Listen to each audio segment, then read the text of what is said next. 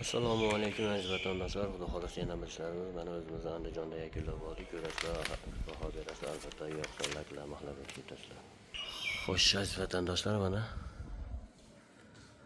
qilib bergan joylarimiz, shapkalari. Bu xonadonimizga choksiz tarnovlarni o'rnatib berganmiz. Mana Inamarka qosh hamda 90 gradusli tunuka orqa taramini, ya'ni karniz qismini devor tomon tashqi navo qilib berganmiz. Bu fasonimiz joyida kvadratiga qaraganda tunika rasxodda jicha ko'proq chiqadi aziz vatandoshlar, shunisiga ham ahamiyat berasizlar. Joy 12 kvadrat o'ylayman, tunika fonda 20 kvadrat chiqyapti deganlarga mana qoshimiz 31 sm. Mana bu orqa navoyimiz.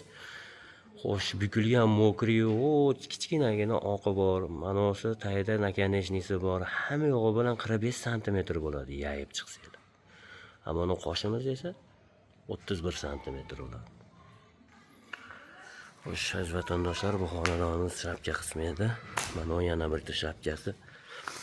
Bu ham 30 sm yoki 25 sm da yana qo'shdik, chirpissa qo'shib chiroyli qilib shapka holatiga keltirdik. Xo'sh, bu xonadonimizga salkam 36 metr tarnov ishlatdik. 120 metr, 120 kvadrat tunika rasxod qildik. Shapkasi hamda xorintaylarining o'ralishi mana bunday ajoyib ko'rinishga ega bo'lgan obodxonasi bilan birga bu xonadonimiz 19.350.000 so'mga tayyor bo'ldi. Obodxonasi jinday pastroq.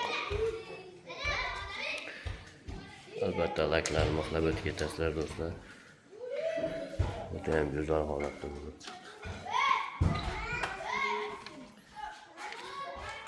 Tarnovimiz 35-36 metr.